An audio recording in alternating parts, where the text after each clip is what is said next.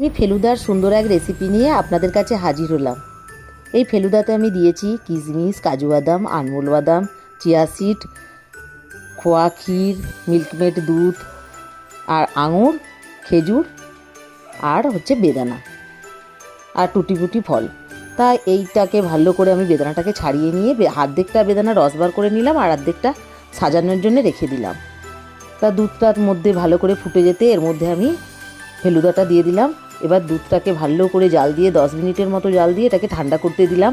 একটা গ্লাসের মধ্যে আমি চকলেট সিরাপটাকে দিয়ে তার মধ্যে দিয়ে দিলাম বেদানার রস আর ওই ঠান্ডা করে রাখা দুধটা দিয়ে তার মধ্যে সমস্ত রকমের ড্রাই ফ্রুট দিলাম, ফল দিলাম, আঙুরটাকে কুচিয়ে দিলাম, এর মধ্যে দিয়ে দিলাম আইসক্রিম, মিল্কমেড দুধ আর খোয়া ক্ষীর।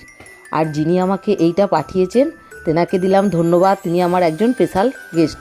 তা দিয়ে আজকে আমি এই রেসিপি শেয়ার করছি। টাটা।